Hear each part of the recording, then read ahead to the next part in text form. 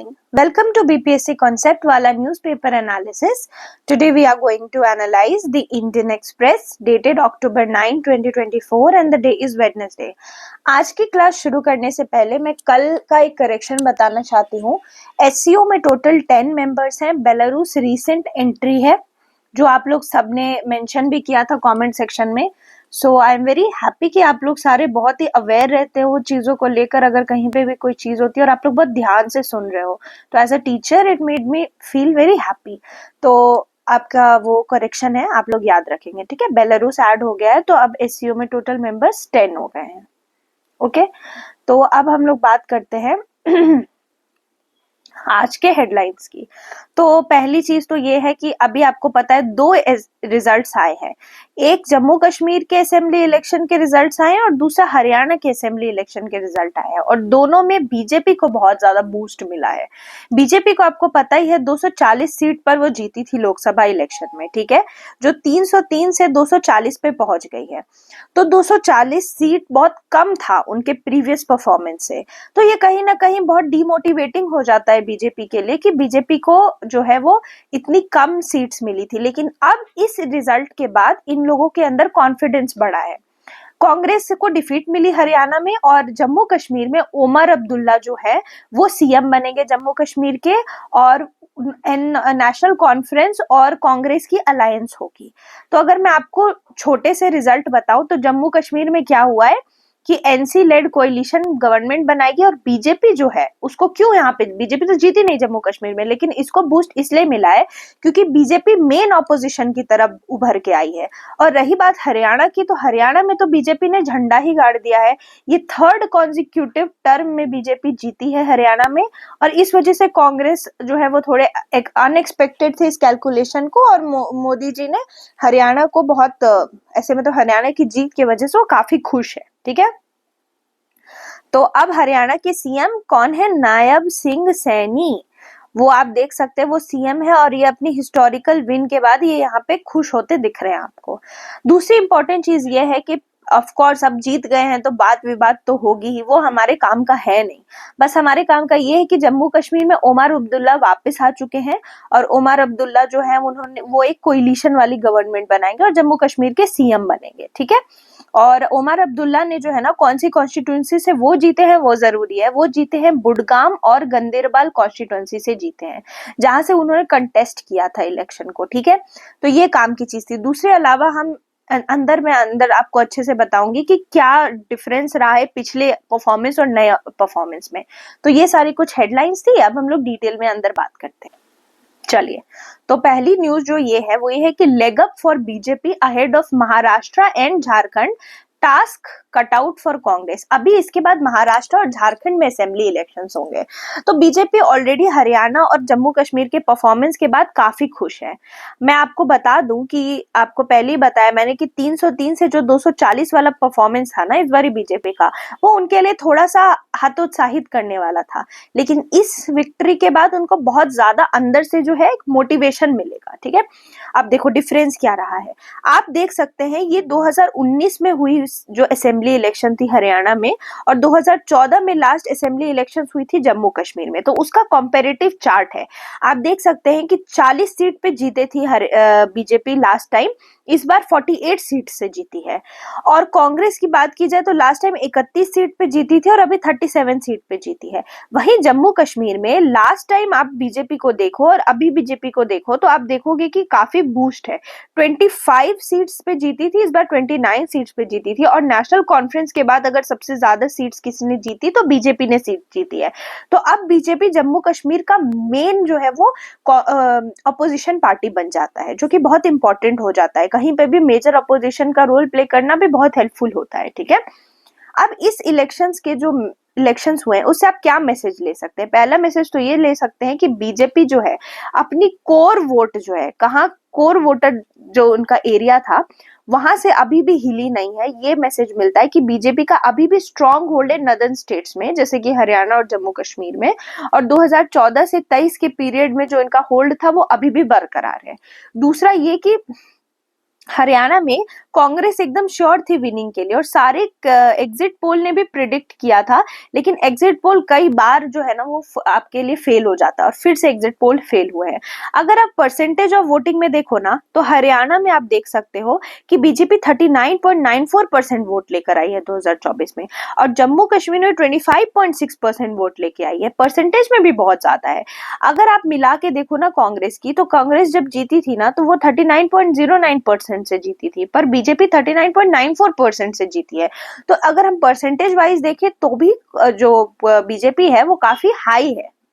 अब हम लोग थोड़ा स्टेट लेजिस्लेटिव असेंबली की सीट्स की बात कर लेते हैं कि कौन से जगह में कौन सी सीट्स है। तो देखो महाराष्ट्र झारखंड में होने वाले इलेक्शंस, तो थोड़ा हम उसकी सीट्स देख लेते हैं। तो महाराष्ट्र में 288 असेंबली सीट्स है और बिहार में 243 असेंबली सीट्स है। ये बिहार का मैंने इसलिए लिख दिया क्योंकि आपको रिविजन हो जाए। और झारखंड में 82 सीट्स है जिसमें 81 सीट्स है और एक नॉमिनेटेड सीट्स होंगी। दूसरी चीज जो मैं आप लोगों को बताना चाहती हूँ कि बाई कैमरल लेजिस्लेचर होता है।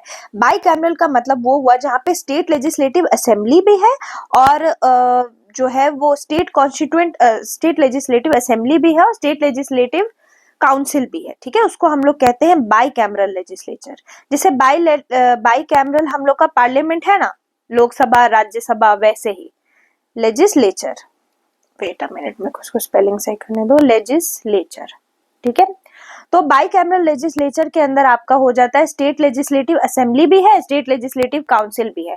तो इंडिया में एट दिस मोमेंट 6 ऐसे स्टेट्स हैं जिसमें स्टेट बाई कैमरल लेजिस्लेचर है, 6 स्टेट्स। ठीक है, उन 6 स्टेट्स में आंध्र प्रदेश है, बिहार है, कर्नाटका है, महाराष्ट्र है, महा लिख दूंगी तो समझ जाओगे ना आप लोग, महाराष्ट्र है, तेलंगाना है, ठीक है, और एक और है जो कि आप मुझे कमेंट सेक्शन में बताओगे। ठीक है, तो 6 हो गए। तो 6 ऐसे स्टेट्स हैं जिनमें बाई कैमरल लेजिस्लेचर है अभी भी। ठीक है, 28 में से 6। ये इंपॉर्टेंट था इसलिए मैंने आपको बता दिया। लेजिस्लेटिव असेंबली भी होती है और लेजिस्लेटिव काउंसिल भी होता है। ओके, चलिए नेक्स्ट न्यूज की तरफ बढ़ते हैं। नेक्स्ट न्यूज ये है कि अभी आज युगांडा का 62nd नेशनल डे है। ठीक, अब युगांडा का 62nd नेशनल डे है, तो युगांडा के बारे में थोड़ा देख लेते हैं। आज का ही दिन था अक्टूबर 9, 1962, जब युगांडा जो है वो इंडिपेंडेंस प्राप्त करता है। किससे इंडिपेंडेंस प्राप्त करता है? तो ऑफ कोर्स एक ही है जिसने सबको परेशान कर रखा था, यूके ने सबको कॉलोनाइज कर रखा था। तो इस दिन इंडिपेंडेंस मिलता है, इसलिए आज युगांडा का 62nd इंडिपेंडेंस नेशनल डे है। तो इंपॉर्टेंट चीज क्या हो जाती है, युगांडा और इंडिया के रिलेशंस। ये आपके लिए प्री के लिए भी इसमें कुछ कुछ इंपॉर्टेंट चीजें हैं और मेंस के लिए भी इंपॉर्टेंट चीज है। पहली चीज आप ये जान लीजिए कि युगांडा को बोलते हैं पर्ल ऑफ अफ्रीका। ठीक है, क्यों बोलते हैं पर्ल ऑफ अफ्रीका? क्योंकि यहाँ पे बहुत खूबसूरत ब्यूटी है, डाइवर्स वाइल्ड लाइफ है और यहाँ के लोग भी बहुत हॉस्पिटेबल हैं। ठीक है, बहुत ही हॉस्पिटेबल पीपल है और इसके अलावा जो है ना, इस वजह से इसको पर्ल ऑफ अफ्रीका कहते हैं। और दूसरी चीज, इंडिया और युगांडा के रिलेशन जो है ना वो लेट 19th सेंचुरी से 20th सेंचुरी के बीच में ट्रेस करते हैं। युगांडा और इंडिया के बीच में कनेक्शन इसलिए है क्योंकि इंडिया से बहुत सारे लोग माइग्रेट करके, जो लेबरर्स और ट्रेडर्स थे, वो युगांडा गए और वहां जाके बस गए। ठीक है, और बायलैटरल एंगेजमेंट की बात की जाए तो युगांडा और इंडिया के बीच में कॉर्डियल डिप्लोमेटिक रिलेशनशिप है। कॉर्डियल मतलब अच्छे डिप्लोमेटिक रिलेशनशिप है, दोनों एक दूसरे को म्यूचुअली रिस्पेक्ट करते हैं और कोऑपरेशन करते हैं अलग अलग डोमेन में। 1965 से अगर हम देखें तो बहुत ज्यादा फैसिलिटेट हुआ है फ्रूटफुल लेवल विजिट्स, दोनों नेशन में विजिट्स भी हुए हैं।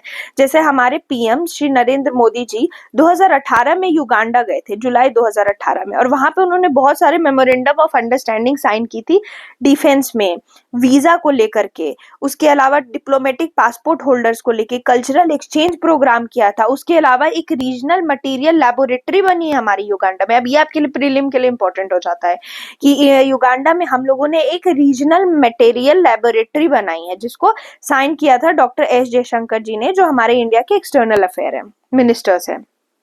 ठीक है, उसके बाद हाई लेवल डेलीगेशंस भी हुई हैं। अभी जो है ना 19th नॉन अलाइन मूवमेंट जो है उसके हेड ऑफ स्टेट और गवर्नमेंट की मीटिंग हुई थी। जो थर्ड साउथ समिट हुआ था वो कब कहाँ हुआ था, तो वो हुआ था युगांडा की कैपिटल कंपाला में 19 से लेके 22 जनवरी 2024 में। तो अब आपको याद रहना चाहिए ये चीज कि हम लोग नरेंद्र मोदी जी ने जो है वो 19th नाम को रिप्रेजेंट किया था, जो उसमें हेड ऑफ द स्टेट्स और गवर्नमेंट थे। और थर्ड साउथ समिट कहाँ पे हुई थी, तो युगांडा के कैपिटल कंपाला में हुई थी। इसलिए मैं आपसे पूछ नहीं रही युगांडा का कैपिटल क्या है, क्योंकि यहाँ पे दिया। और Kampala is a very important place, ठीक है। उसके अलावा आप लोग मुझे कमेंट सेक्शन में बताओगे कि दो ऐसी और चीजें जो कंपाला में हुई हैं, कोई कंपाला डिक्लेरेशन है क्या, या कोई कंपाला रिलेटेड चीज है। ये दो चीज आप लोग मुझे बताना, ठीक है। ऑल्दो मैंने आपको ये दो इंपॉर्टेंट चीज बता दी है। उसके अलावा जो युगांडन मिनिस्टर है ना, जिनका नाम है ओवरेम हेनरी ओकेलो, जो स्टेट ऑफ फॉरेन अफेयर्स के मिनिस्टर हैं, उन्होंने foreign session of voice of the south summit, जिसको हमारी मिनिस्ट्री ऑफ एक्सटर्नल अफेयर ने होस्ट किया था, उसमें इन्होंने फर्दर बात की थी इंडिया और युगांडा के बायलैटरल रिलेशंस को स्ट्रेंथन करने की अलग अलग एरियाज में।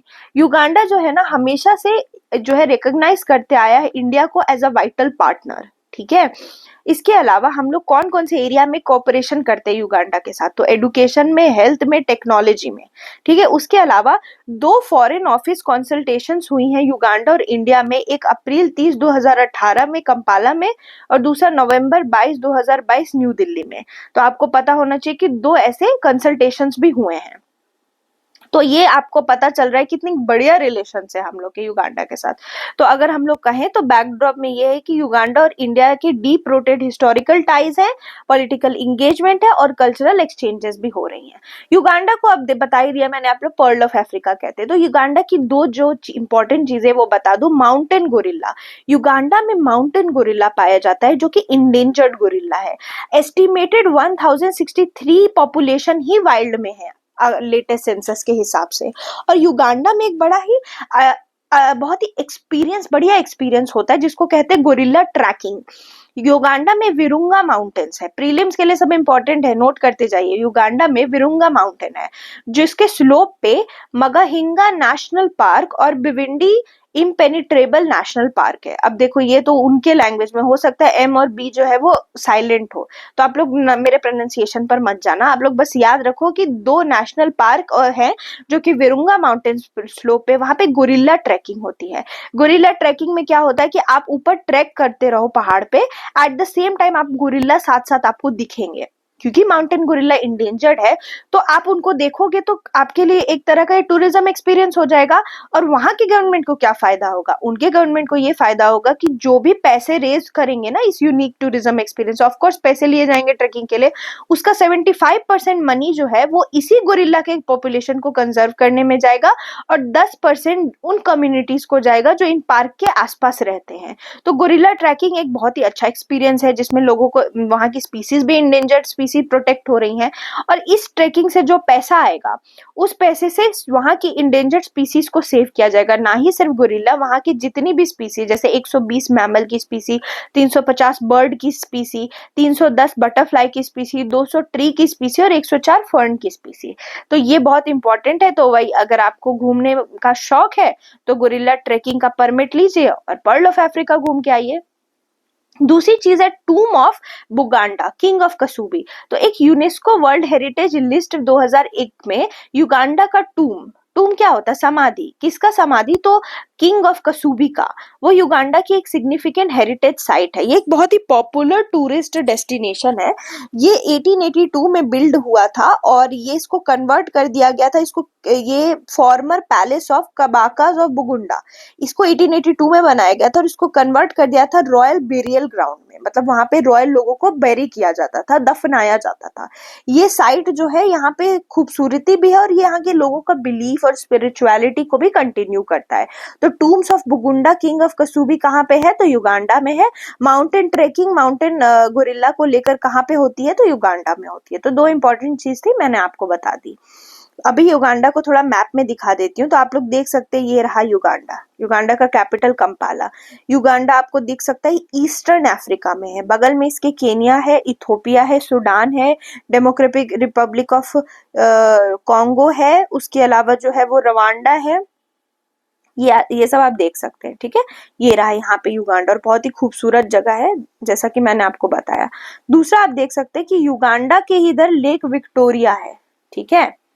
लेक विक्टोरिया बहुत इंपॉर्टेंट हो जाती है, क्यों? क्योंकि जो लेक विक्टोरिया है ना, वो तीन जगह से तीन जो है कंट्रीज से बॉर्डर करती है। उसका एक वो भी है, अभी मैं क्या बताऊं आपको, लोग बोलते हैं KUTA, कुटा, ये नेमोनिक है। K for Kenya, U for Uganda and TA for Tanzania. ये नेमोनिक है। कभी आपको एग्जाम में आए कि लेक विक्टोरिया जो है वो कौन से तीन कंट्री से बॉर्डर करती है, तो कुटा, तो एक युगांडा भी है, हो गया ना।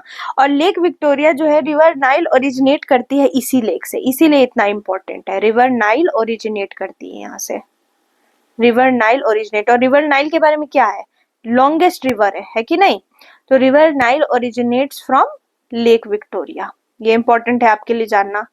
और उसके अलावा ये इंपॉर्टेंट चीज थी, नाइल यहाँ से ओरिजिनेट करके ड्रेन कहाँ करती है, मेडिटेरेनियन सी में। ऑफ कोर्स अगर यहाँ से नाइल निकल रही है तो ड्रेन तो मेडिटेरेनियन सी में ही करेगी ना, यहाँ ऊपर।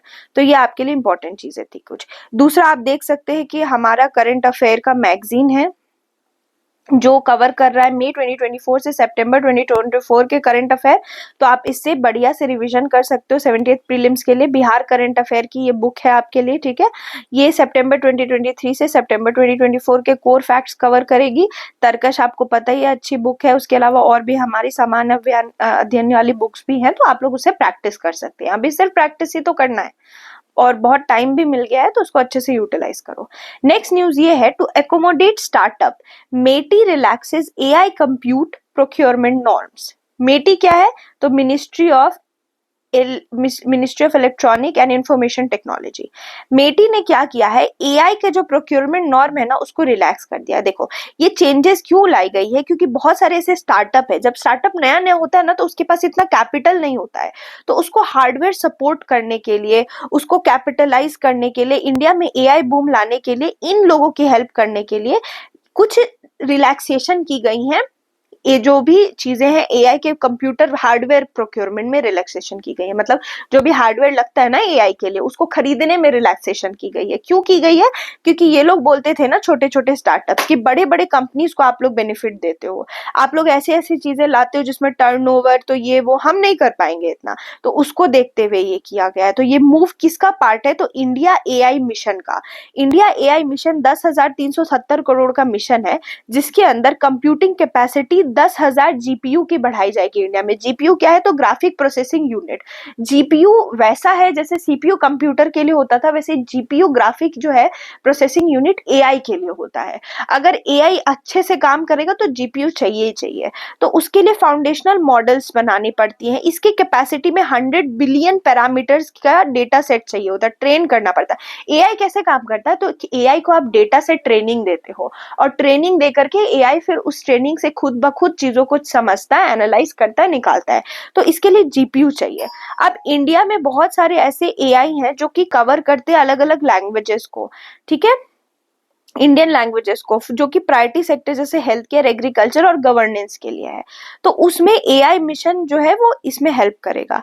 तो ministry of electronic and information technology ने रिलैक्स कर दिए some provisions in the norm to procure computing capacity of AI.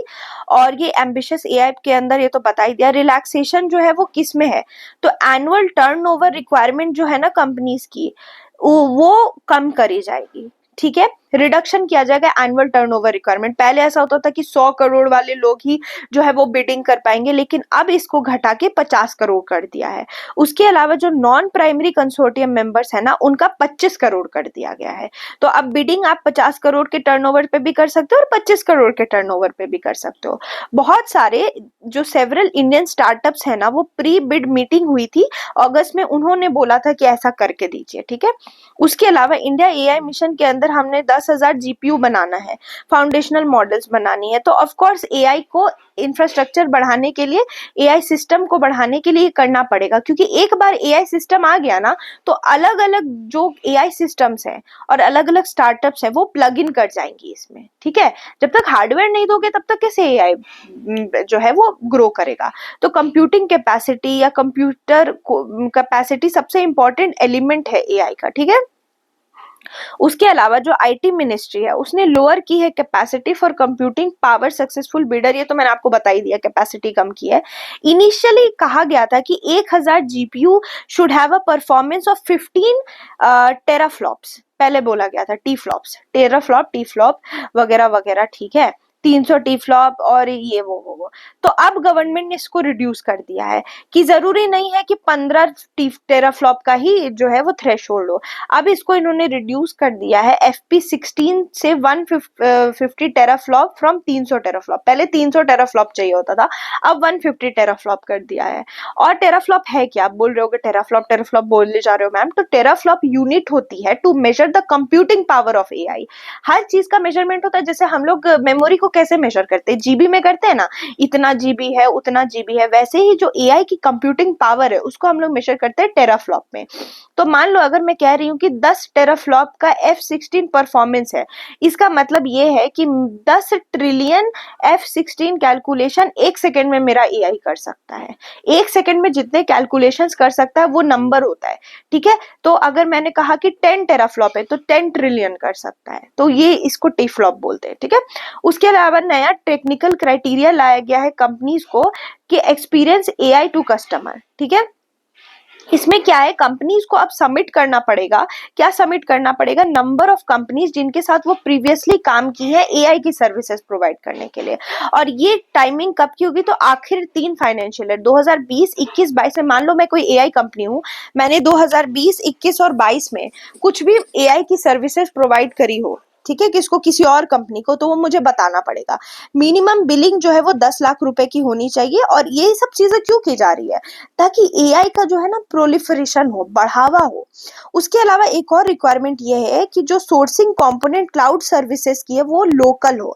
मतलब देखो, क्लाउड सर्विस क्या होता है ना, जो भी चीजें हम कोई भी डेटा बनाते हैं ना उसको स्टोर करा जाता है, तो वो स्टोर करते हैं हम लोग क्लाउड में।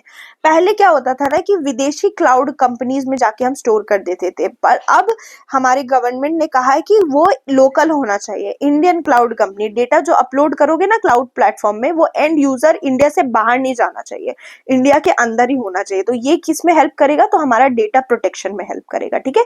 उसके अलावा AI जो सर्विसेज बिडर होंगे ना, वो क्लास 1 लोकल सप्लायर या क्लास 2 लोकल सप्लायर के होंगे। मैंने आप लोगों को पहले भी क्लास में बताया था, अगर आप लोगों को याद हो, क्लास 1 लोकल सप्लायर और क्लास 2 लोकल सप्लायर क्या होता है।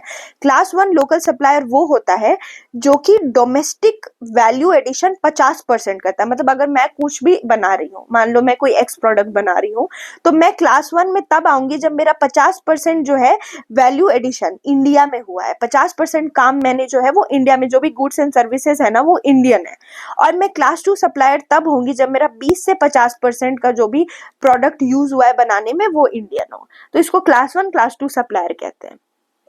तो ये सारी चीजें क्यों करी जा रही है, ये सिर्फ हमारा जो इंडिया AI मिशन है ना 10,370 करोड़ का, जिसमें 10,000 GPU है, इसको बढ़ावा देने के लिए, AI कल्चर को बढ़ावा देने के लिए। तो बहुत ही पॉजिटिव न्यूज थी और बहुत ही इंपॉर्टेंट थी कि बिडिंग विडिंग लो करी है मैंने। आई होप आप लोगों को मैं समझा पाई हूँ, क्योंकि इसमें बहुत सारे टेक्निकल टर्म्स थे, मैंने कोशिश की है समझाने की। नेक्स्ट न्यूज पे बढ़ते हैं। नेक्स्ट न्यूज ये है कि सहारा में बारिश हुई है। तो ये बहुत ही अलग सी और रेयर सी इवेंट है कि सहारा में हैवी रेनफॉल देखा गया। एक डेजर्ट टाउन है मेरजुंगा, कहाँ पे, नियर रचीडिया, ये साउथ ईस्टर्न मोरक्को में है। यहाँ पे आपको बारिश दिखी है, 2 दिन बारिश हुई है, जो कि बहुत ही वियर्ड चीज है कि सहारा में बारिश हो रही है। अगर सहारा में बारिश होती है तो क्या हो जाएगा, सहारा ग्रीन होने लगेगा, और ग्रीन होना अच्छी बात नहीं है सहारा के लिए। सहारा का डेजर्ट होना कहीं ना कहीं हम लोग के क्लाइमेट में बहुत हेल्प करता है। सहारा जो है वो वहां से आप टेम्परेचर इंक्रीज करने में, लो प्रेशर एरिया इंक्रीज करने में, इन सब चीजों में मदद करता है। तो अगर ग्रीनिफिकेशन हो गया ना सहारा का, तो it is not good for our climate, okay. तो ये कोई अच्छी चीज नहीं है, ये this is a scary thing. जैसे रेयर इवेंट्स होते रहेंगे ना तो बहुत ज्यादा चेंजेस आएंगी हमारे क्लाइमेट में, तो वन शुड रिमेम्बर दिस। अब सहारा डेजर्ट है कहाँ, तो सहारा डेजर्ट अफ्रीका में है, लार्जेस्ट डेजर्ट है वर्ल्ड का। तो सहारा डेजर्ट जो है ना वो आपके नर्दर्न अफ्रीका वाले साइड में, नर्दर्न भी नहीं कहूंगी मैं, सहारा आपके 11 कंट्रीज से बॉर्डर करता है। सहारा डेजर्ट जो है वो 11 अफ्रीकन कंट्रीज से, अराउंड 11, जहां तक मुझे अच्छे से याद है, 11 कंट्रीज नॉर्थ अफ्रीका की, नॉर्थ ही अफ्रीका मानो क्योंकि मैप में तो नॉर्थ अफ्रीका ही है, नॉर्थ अफ्रीकन कंट्रीज से जो है ना वो सहारा बॉर्डर करता है। इसमें अल्जीरिया है, चाड है, इजिप्ट है, ठीक है। मैं आपको चलो मैप में ही दिखा देती हूँ, बोलने से तो क्या ही होगा। ये देखो यहाँ, ठीक है। सहारा डेजर्ट जो है ना ये वाले पार्ट में है, ठीक। यहाँ पे अल्जीरिया, लीबिया, इजिप्ट ये सब दिख रहा होगा ना, यहीं पे सहारा है। यहाँ पे माली, मॉरिशियाना, ये सारी चीजें, यहाँ पे पूरा सहारा आपका डेजर्ट है, ठीक है, सहारा। अब यहाँ पे अगर ग्रीनिफिकेशन होने लगा तो इट्स वेरी स्कैरी थिंग। तो चलो मैंने आपको बता दिया 11 कंट्रीज है, एक आध के नाम आप भी कमेंट सेक्शन में बता देना मुझे। चलो नेक्स्ट मूव ऑन करते हैं। अभी आपको बता दूं कि टोमेटो का प्राइस 100 रुपए केजी चल रहा होगा। तो जो भी यहाँ पे टोमेटो रेड सॉस पास्ता के शौकीन है, भर भर के टोमेटो डालने के शौकीन है, उन लोगों के लिए बड़ी दुख की न्यूज है, क्योंकि ये प्राइसेस बहुत ज्यादा बढ़ गई हैं। 80 से 90 रुपए किलो से लेके 100 रुपए किलो चल रहा है ये भाव। ऐसा क्यों हुआ है? अब इस वजह से इतना ज्यादा भाव बढ़ गया है, तो मिनिस्ट्री ऑफ कंज्यूमर और फूड पब्लिक डिस्ट्रीब्यूशन होता है ना, पब्लिक डिस्ट्रीब्यूशन सिस्टम होता है पीडीएस, वहां पे इन लोगों ने बेचना शुरू किया सब्सिडाइज प्राइस में tomato. 65 rupees per KG Delhi में बिक रहा है, ठीक है, क्योंकि और जगह तो 100, 120, इनफैक्ट 130 रुपए किलो भी हो गया है। तो गवर्नमेंट इसको सब्सिडाइज प्राइस में बेचने लगी है। तो ऐसा प्राइस क्यों बढ़ा है? तो पहला रीजन ये है कि अभी बहुत ही ना भारी बारिश हुई है ऐसे रीजन्स में जहां पे टोमेटो उगते हैं। भारी बारिश के वजह से जो टोमेटो क्रॉप्स है ना वो डिस्ट्रॉय हो गए हैं। उसके अलावा इंपॉर्टेंट चीज ये है ना कि टोमेटो 2 सीजन में उगता है, एक खरीफ और एक राबी, ठीक है। अब क्या है कि जो खरीफ टोमेटो है ना वो मेनली महाराष्ट्र, आंध्र प्रदेश और तेलंगाना में उगता है, जबकि राबी टमाटर जो है वो महाराष्ट्र और कर्नाटका में उगता है। अभी राबी टमाटर को ट्रांसप्लांट करते हैं फरवरी में और हार्वेस्ट करते हैं 160 दिन बाद, और खरीफ टमाटर को जून जुलाई में करते हैं और फिर हार्वेस्ट करते हैं सितंबर में। अब सितंबर में तो बारिश हो गई, अब आपको पूरा ऑल द वे आपको वेट करना पड़ेगा नेक्स्ट ईयर के फरवरी में राबी टमाटर के लिए। तो इतना कौन वेट करेगा? बारिश से तो चीजें खराब हो गई है। उसके अलावा पुणे डिस्ट्रिक्ट के जो फार्मर्स है वो कह रहे कि बहुत हीट हुई थी ना लास्ट ईयर, इस हीट के वजह से जो फार्मर्स थे उन्होंने टमाटर की जगह मक्का उगाना शुरू कर दिया, ठीक है, क्योंकि जो राबी वाला टमाटर है ना वो इतनी गर्मी सह नहीं सकता। क्योंकि आप देख रहे हो फरवरी के टाइम लग रहा है, तो फरवरी के टाइम अगर लग रहा है तो इतना टेम्परेचर भी 40-40 डिग्री हो जाएगा, तो कहाँ से टमाटर लगेंगे?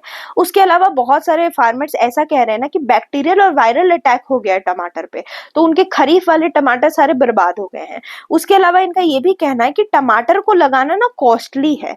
बाकी अगर आप चीजों को लगाओ तो टमाटर को लगाने के लिए 1-2 लाख तो खुद ही लगाना पड़ेगा अपना, तब जाके टमाटर से, और उसमें भी 1-2 लाख रुपए लगाओ और आपकी फसल बर्बाद हो जाए तो ये इंपॉर्टेंट चीज है। अब ये क्या प्राइसेस गिरेंगी? तो रियलिटी बता दूं तो नहीं गिरेगी।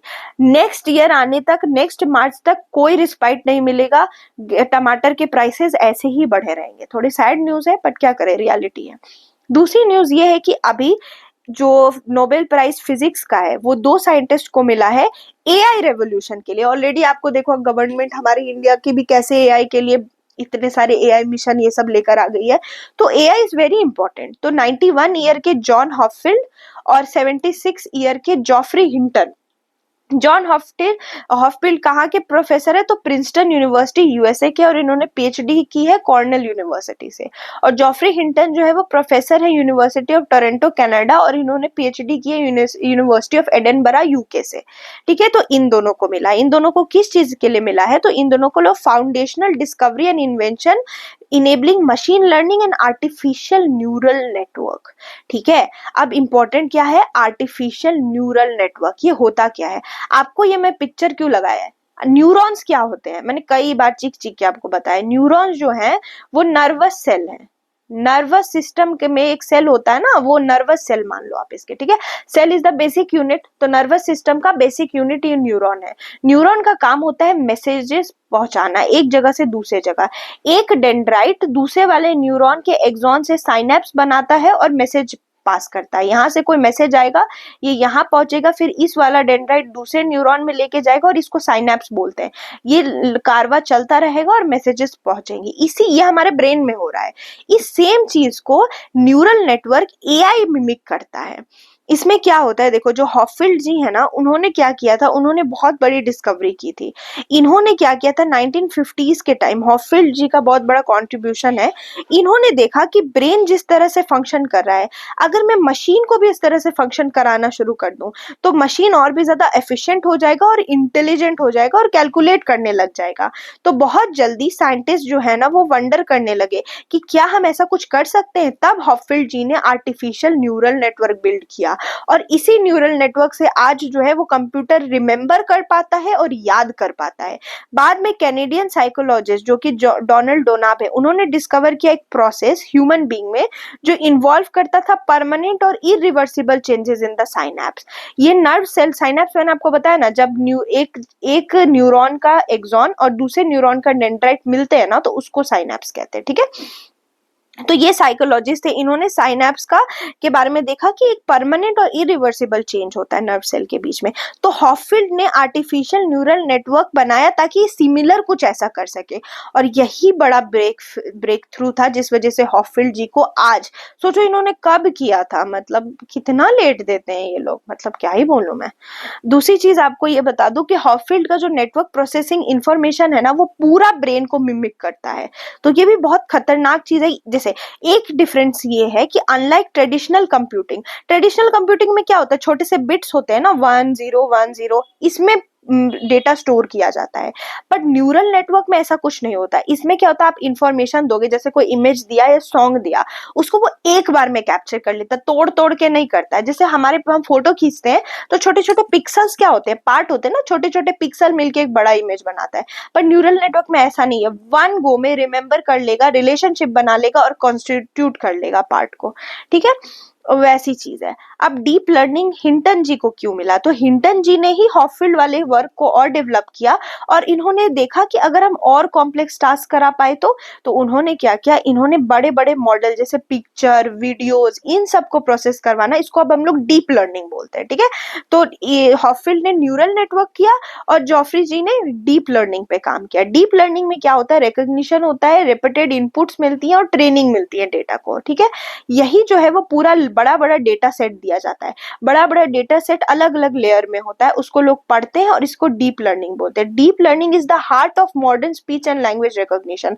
आज जो आप एआई वेआई देख रहे हो ना, और ये सोरा और ये सारी चीजें आपने देखी होगी जिसमें वीडियो को ये लोग एआई से बना ले रहे हैं, इसमें डीप लर्निंग का ही गेम है। अगर डीप लर्निंग नहीं होता तो शायद ये सारी चीजें आज नहीं हो पाती। तो हिंटन का जो ये डीप नेटवर्क है, इसने बहुत मदद की। 2012 में विजुअल रिकॉग्निशन चैलेंज था इमेजनेट का, उस कंपटीशन में नए टेक्नोलॉजी से इमेज रिकॉग्निशन में। तो आज इनका काम जो है वो इतना आगे पहुंच चुका है। तो ये देखो, इस तरह से आर्टिफिशियल न्यूरल नेटवर्क होता है। इनपुट देते हो, आउटपुट निकल के आ जाता है। आप देख रहे हो कैसे वन गो में इनपुट दिया आपने और आउटपुट तुरंत आ गया। यही मदद करता है लर्न और रिमेम्बर करने में। तो इतनी कॉम्प्लेक्स चीज इन्होंने बनाई है, तो इनको तो बहुत वेल डिजर्विंग नोबेल प्राइज है। मेरे को तो ये लग रहा है इतना 91 ईयर ओल्ड है ये जॉन हॉपफील्ड, इतने साल लग गए, इन्होंने कब ये काम किया था और कब इनको इसका रिकॉग्निशन मिला है, 1980s में। तो ये इंपॉर्टेंट चीज थी, ठीक है। ये सारा आज का न्यूज था, और ये आपके लिए क्वेश्चन है कि ग्रेट ग्रीन वॉल इनिशिएटिव किसने अडॉप्ट किया है, Russian federation, European union, African union या ओईसीडी। और रही बात कल के क्वेश्चन, तो कल मैंने आपसे पूछा था ना कि हिस्टोन प्रोटीन क्या है। तो हिस्टोन प्रोटीन जो है वो बेसिक और पॉजिटिवली चार्ज्ड है, ठीक है, बेसिक है एंड पॉजिटिवली चार्ज्ड है, ठीक है। और दूसरी चीज, और मैंने आप लोगों से कल बहुत सारी चीजें पूछी थी, तो एक तो ये पूछा था, दूसरा हाँ सेंट्रल डॉगमा थ्योरी, तो ये फ्रांसिस क्रिक ने दिया था सेंट्रल डॉगमा थ्योरी। तो जिन्होंने भी ये आंसर दिया है, तो वेल डन, वेरी गुड। और मैं मिलती हूँ आपसे नेक्स्ट क्लास में। Thank you.